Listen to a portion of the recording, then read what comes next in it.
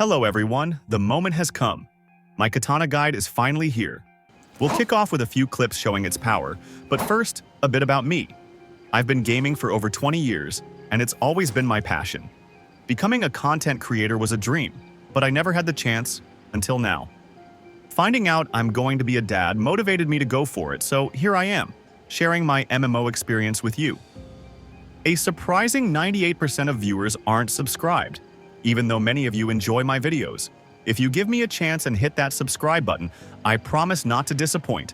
Unsubscribe anytime if I do. Thanks for the support, and let's get started.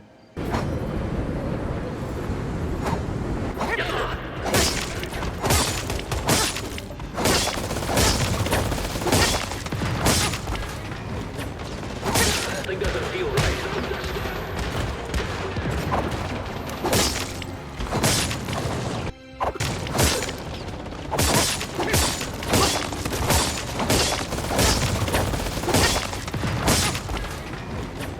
Something doesn't feel right.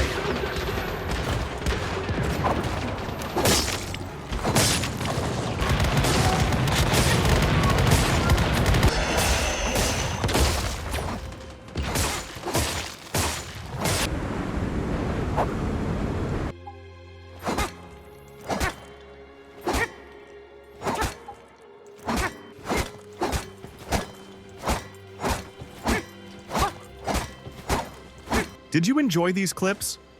If so, let me know in the comments what you think and share any ideas for future content on my channel, not necessarily related to this build. Now, let's start by going over what gear I used in these clips. Unfortunately, I recorded this footage on two different servers. On the new server, I didn't have enough resources to do everything I did on the older one, where I had purchased all the gear and tested it thoroughly. However, I don't think that was necessary, as I've learned a lot about this build and know what works and what doesn't without excessive testing. Okay, I'll show you how to get this weapon, and then we can move on to more important stages of the video. You can obtain this weapon from the Wish machine by going to the Blueprint shop.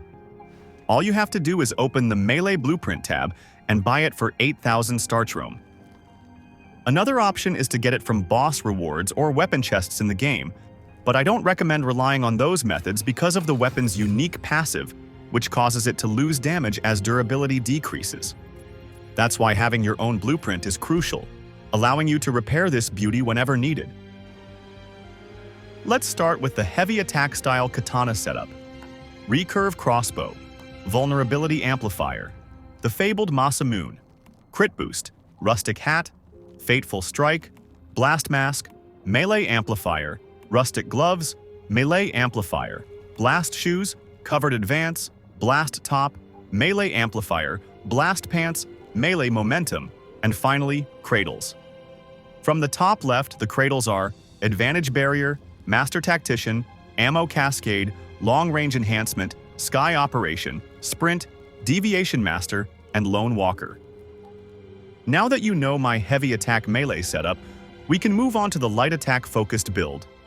Recurve crossbow, vulnerability amplifier, the Fabled Masamune, crit boost, rustic hat, fateful strike, falcon mask, crit damage enhancement, rustic gloves, melee amplifier, falcon shoes, covered advance, falcon jacket, melee amplifier, falcon pants, melee momentum.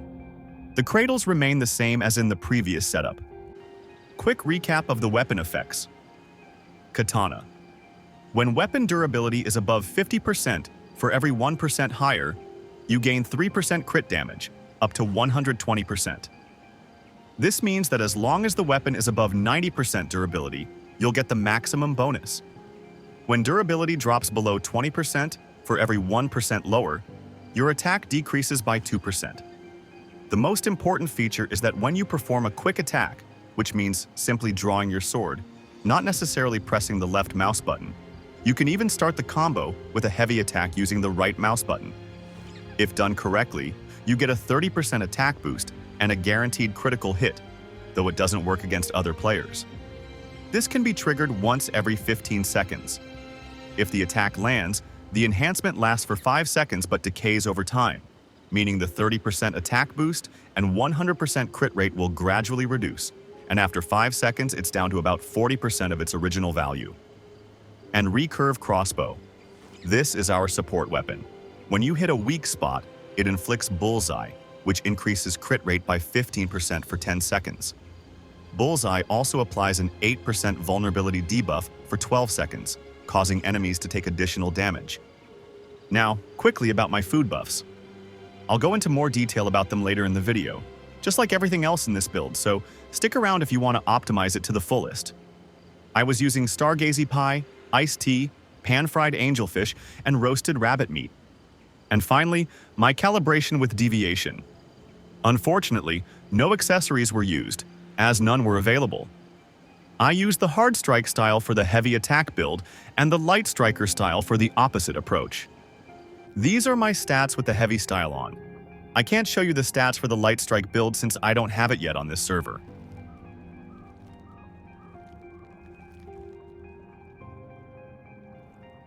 Let me show you how it performs against a dummy.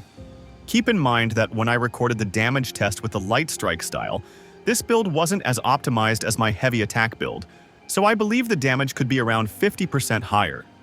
I was still on my old server and didn't have the materials to craft and test it again on the new server.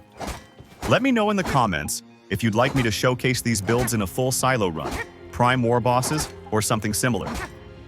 And now, a quick recap of the damage against elite enemies and the bosses.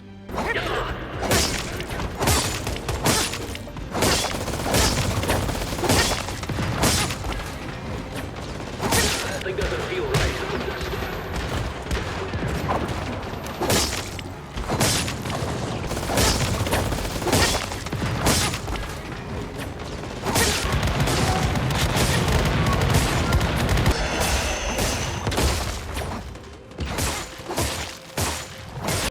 So, the question is, why are we hitting harder on elites and bosses than on the dummy or normal enemies? It's because the dummy is considered a normal enemy, and our gear doesn't have as much bonus damage to normal enemies as it does to others. In addition, cradles boost your damage against elites and bosses even further. This means that if everything was fully optimized, the damage potential could be around 140,000 per heavy attack and around 50,000 per light attack. If that doesn't sound insane to you, I don't know what will. By the way, if you're finding this video helpful, please show your support by liking it and leaving a comment with your thoughts. Thanks. Now we can talk about further optimizations in terms of gear, mods, calibrations, food buffs, deviations, and how to maximize crit rate. After that, I'll share what I've learned while playing this build over the past week, including useful tips and tricks. If I missed something or if you've learned anything I didn't mention, let me know in the comments. Additionally, I'll cover the build's biggest positives and negatives. We'll begin with armor selection, starting with those that don't work for this build.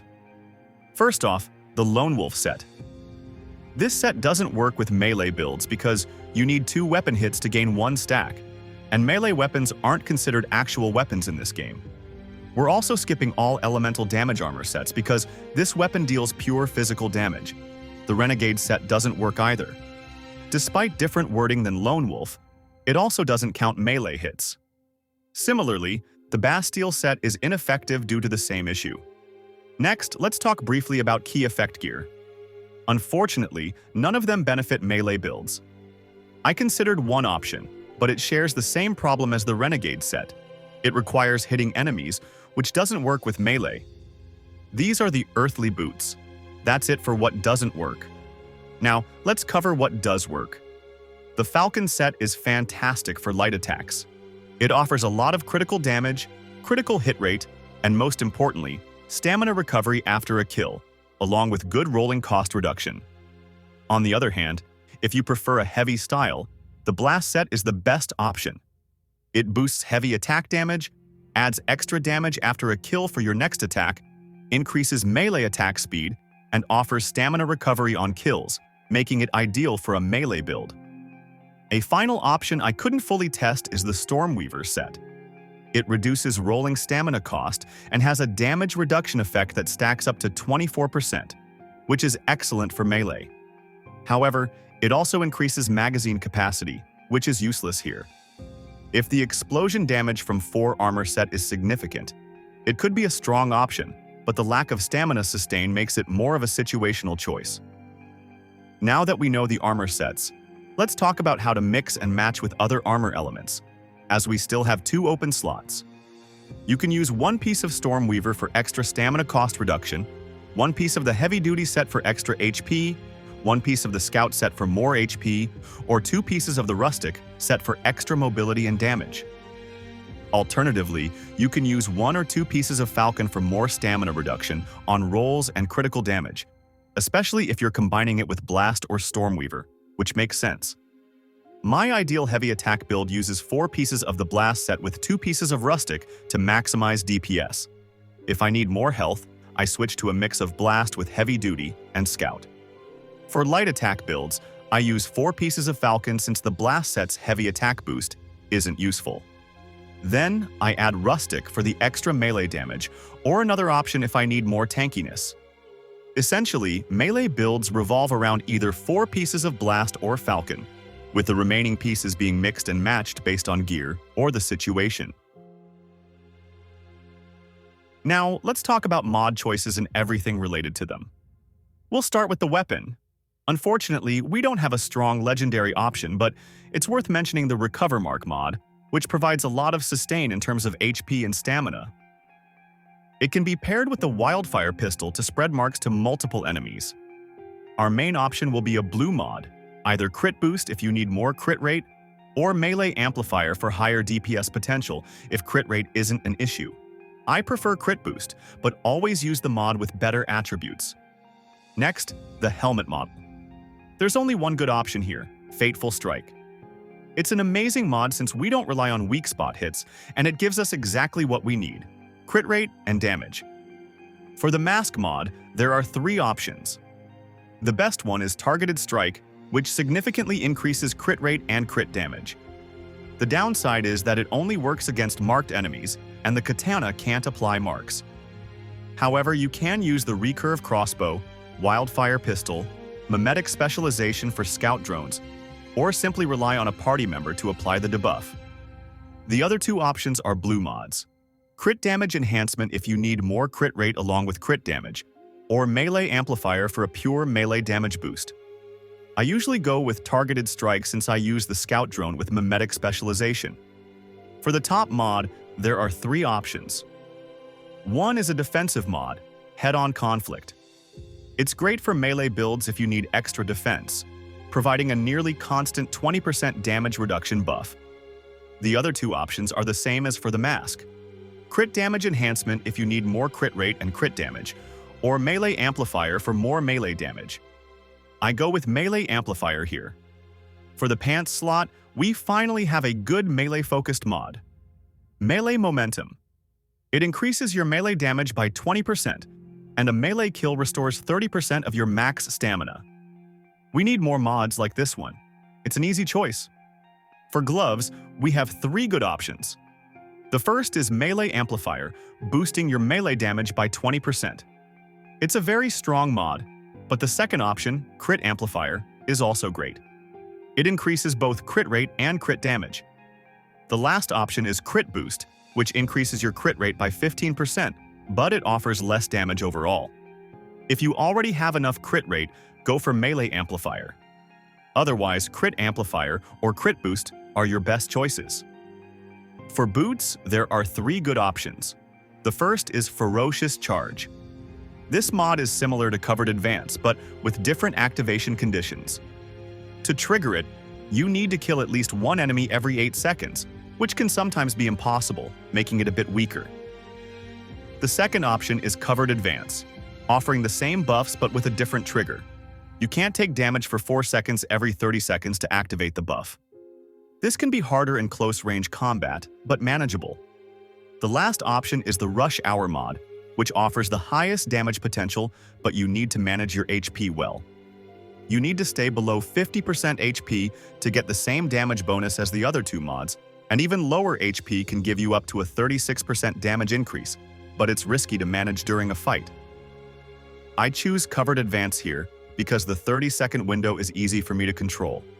Before starting a big fight, I just wait for the buff to reset. That's it for mod choices. Now, a quick word about attributes. For this weapon, you want all your mods to have the Violent perk, which increases crit damage. You can't get Violent on specific melee mods, but they offer other valuable stats like crit rate and crit damage, even without Violent. Before we create a tier list for mod attributes for this melee build, let's eliminate the attributes that aren't useful. Elemental damage, status damage, weapon damage, weak spot damage, resonance mods, status, weapon, and head damage reductions, magazine capacity, and reload speed. Now that you know what attributes to avoid, we can make a tier list based on fighting elite enemies. For all mods except melee-specific ones, you'll want crit damage, damage to elite enemies, damage to normal enemies, and max HP increase. For melee-specific mods, you'll want melee damage, crit rate, or crit damage, and damage to elite and normal enemies. For blue mods, you'll want either Violent, if it's a crit mod, with damage to elites, or melee damage with damage to elites if it's a melee-specific mod. By the way, if you still haven't farmed your blue mods, check out my guide on my channel. Now, we can talk about food buffs that will enhance our gameplay. For the energy buff, we have a few options. Stargazy Pie increases critical damage and is the most flexible option, always working when energy is full. It's the least conditional choice, boosting damage to all enemy types, but it's slightly weaker compared to the mixed fried hot dog, which increases damage towards enemies affected by the bullseye. This offers the highest damage boost, but you need to mark your enemies, which can be difficult at times. I only recommend it in party play, if you don't mind switching weapons frequently, or if you have mimetic specialization for scout drones. Bone and Deviated Sausage is the weakest in terms of damage, and only works against bosses. For the hydration buff, we'll be using Iced Tea, which increases mobility, making it easier to close the gap with enemies or dodge their attacks.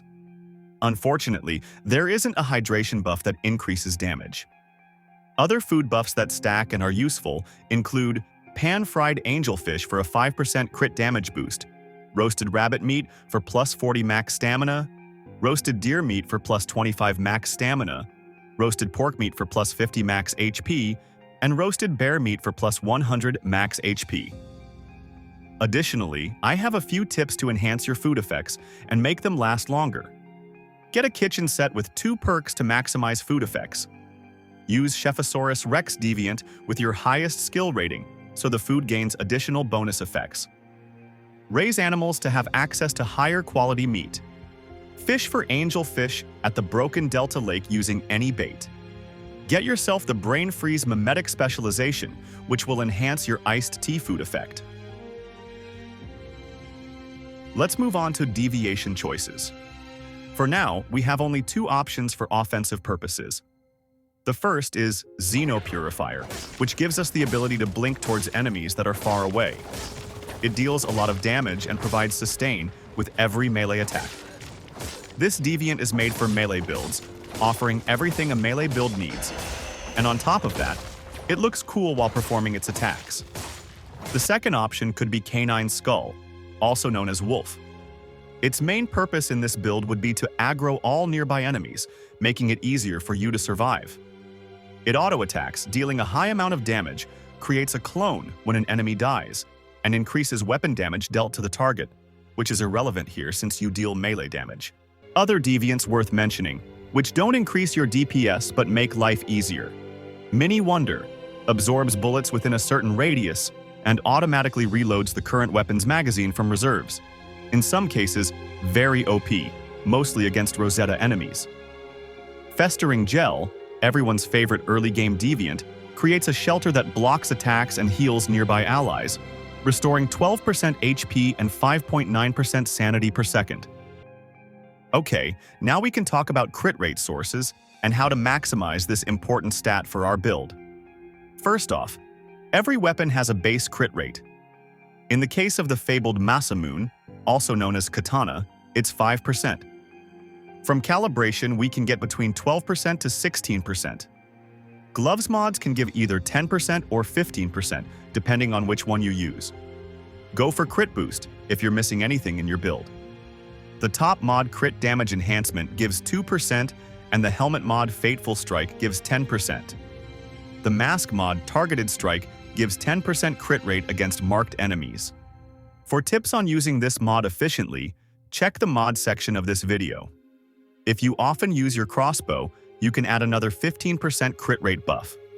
You can get up to 6% crit rate from melee-specific mod attributes. If you play in a light style and use the Falcon set, you can add another 5% crit rate. Combine everything you'll be using and aim for 60% crit rate, then focus more on melee damage, crit damage, and damage to enemies. Why 60%? It's the optimal crit rate when you consider the katana's weapon passive. Every 15 seconds when performing a quick attack, you have a guaranteed critical hit, but this effect decays over 5 seconds. Each second after activating the buff, you lose 20% crit rate from that initial 100%. When you factor in your crit rate at each interval, you'll find that during the entire duration of the passive, all your attacks will deal critical hits, drastically boosting your damage. During this window, you'll see your highest hits. That's everything you need to know about crit rate. If you want to maximize your DPS during that 5-second window, aim for 60% crit rate. If you prefer more consistent damage, you can always aim for as much crit rate as you want. Good luck finding your way. By the way, I know I've said this a few times already, but if you have any questions or want to say anything, feel free to hit me up in the comment section. Now I will share my best tips and tricks that I learned over the past week while optimizing this build so you can enjoy it to the fullest. The first and very important tip is to get yourself a gear workbench with 30% more durability. This is crucial for maintaining higher damage for longer periods of time. Another related tip is to repair your weapon when it's at 60% to 70% durability to minimize damage loss during combat due to the weapon's passive. Next, after pressing the H button, you can hide your weapon, which will enhance your next attack if the passive is ready. Note that you can also perform an attack or quick attack by pressing the V button. Once the passive is ready, you have only 1 second to attack after drawing your weapon. If you don't attack in time, the enhanced attack becomes unavailable, and you'll need to perform another action to reactivate it. Here's where the next tip comes in. You can use tactical items to quickly hide your weapon. After the animation of throwing a tactical item ends, you can attack again right away. You can use items like Molotovs, grenades, drones, or turrets. The list goes on. My favorite is the dagger, which really makes you feel like a ninja when using it. Using tactical items is generally a great idea because enemies in silos or monoliths often take more damage after being hit by a tactical item due to cradles or mutations in those areas. It's all positive here, but note that activators and whims don't work the same way for hiding your weapon. My next tip is about pre-buffing. In cradles, you have the Ammo Cascade perk, which increases your melee damage by 30% and movement speed by 10% for 10 seconds after performing a backstab, execution, or impact. The issue with heavy attacks is that you can't execute enemies, and backstabbing is difficult. So, the only option for that 30% damage buff is impact. The problem with the katana is that when your passive attack is ready, you can't perform an impact immediately after switching weapons. My solution is to have your weapon out for at least 2 seconds. Then while sprinting, click the left mouse button to perform the impact. Afterward, use a tactical item to quickly hide your weapon and re-enable the passive, allowing you to smash with an extra 30% damage. Next tip is about character weight, which really matters a lot. Being underweight makes you lose a total of 25% damage, but you gain 25% attack speed. Choose your weight wisely depending on your playstyle. I plan to gain more weight to see those high damage numbers. To gain weight, you will need to recreate your character or simply eat fish and chips in-game. To lose weight, you can either drink fat-burning juice or eat some spoiled food to quickly lose weight. After that, use an antibiotic to stop the process. In addition, here are a few extra PvE tips not directly related to the katana, but useful for all weapons. First, always check the mutations inside hard or pro mode silos and monoliths. Ignoring these can lead to over 50% damage reduction or even failure to complete the mission. Do this at the beginning of each week as mutations reset every Sunday. Another important tip is about using whims in the game. Many players don't use them, but here are my favorites. The Weaver. After rolling near enemies, it leaves a spider web that chains and slows them down. This whim is especially good for melee builds, since you'll be in close combat and rolling frequently. It's also useful in speedruns and LEA labs. My favorite whim is the transformation cookie. This cookie transforms you into a nearby object, most of the time into a llama, which is hilarious. This whim allows you to skip a lot of enemies that you don't need to kill, saving time while progressing through silos. The transformation ends after performing any action except jumping. The last whim I recommend using is Living Armor. It activates when your HP drops to 20%, and then restores both HP and sanity to full within 5 seconds. This whim is useful in any situation, helping you survive tough moments. Another big tip is related to tactical items. The first one is the Scout Drone with the Mimetic specialization, which gains the bullseye effect. This is highly beneficial because with the bullseye effect applied by the drone, you don't have to apply it yourself, allowing you to focus on cradles, mods, and food that work against bullseye targets. The next big tactical item is the MG turret with the Mimetic specialization. The turret gains the bounce effect, along with a boost to its damage and HP. This turret is a great tool for dealing extra damage while also drawing aggro, making your fights easier. That's it for the tips. Now, I will talk about the biggest advantages and disadvantages that come to mind when playing this build. First, I'll start with the positive aspects I noticed during my time with this build.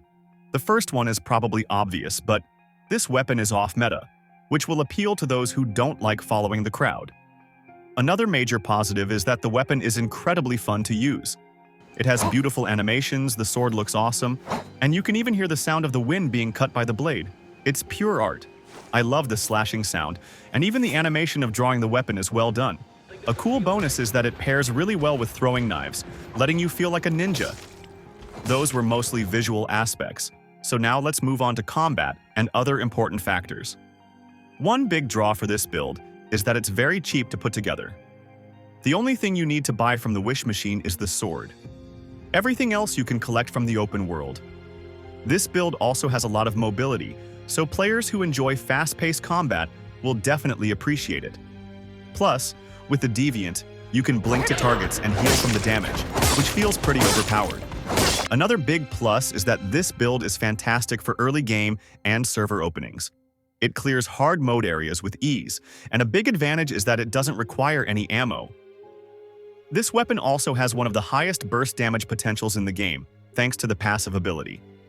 Lastly, it's easy to manage the buffs on this build, and the food buffs are useful for other crit builds as well, so if you decide to switch to another crit-based setup, you won't lose much DPS. Now let's talk about the negatives. Melee gameplay in this game is very punishing, especially in PvE. There are some enemies you simply can't reach to kill, and many bosses have unavoidable crowd control effects. Another downside is that upgrading this weapon doesn't seem to offer any real benefits unless it's a visual bug. There's no noticeable difference between a 6-star and a 1-star version. Additionally, you won't be able to complete some content like the Ancient One's trial with this weapon. The available calibration types for this weapon are also very limited, with only 2 options, and the damage drop when the weapon's durability is low is severe. When the weapon is close to being destroyed, you lose almost 80% of your damage, forcing you to repair it frequently and waste time traveling back to base. The gameplay itself demands a lot of focus. You have to stay aware of your surroundings to avoid getting one-shot, keep an eye on your passive cooldown to reactivate it for optimal DPS, and constantly switch your weapon or use tactical items to trigger the passive, which can get annoying over time. This weapon also doesn't benefit from any extra damage bonuses against enemies in the game. Maybe they'll introduce something like a slash damage bonus in the future, but for now, there's nothing. Moreover, melee weapons don't have a strong legendary armor set, which makes this build extremely squishy. Since you're playing a melee build, you'll get one-shotted sometimes, especially without proper armor. This build also has terrible cradles. There's basically just one, and it's pretty average, whereas other builds get more love with buffs to weapon or status damage in addition to specific build bonuses.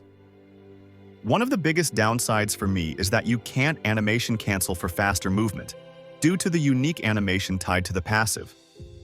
On top of that, There aren't any good weapon or mask mods made specifically for this build, and you'll have to rely on Bullseye and some blue mods, which doesn't feel great. There are also a lot of things that don't work correctly with this weapon, such as weapon damage and magazine capacity mods, making it hard to even find a decent mid-roll mod. Lastly, there are no accessories for this weapon, though I'm not sure what they could add. Maybe something to increase weapon damage, attack speed, or even range. And of course, one final obvious drawback: you can't damage the Manibus. Alright guys, that's it for this guide. I hope you found it helpful. If you did, don't forget to subscribe and leave a like. Got any questions or suggestions? Drop them in the comments and I'll be sure to respond. There's a lot of exciting content coming your way. I'll be diving into a new PvE scenario with tons of fresh guides. I'll revisit some of the builds we've already explored, break down the latest systems, and showcase new weapons. So stay tuned. There's a lot more to discover. Thanks again, and I'll catch you in the next one.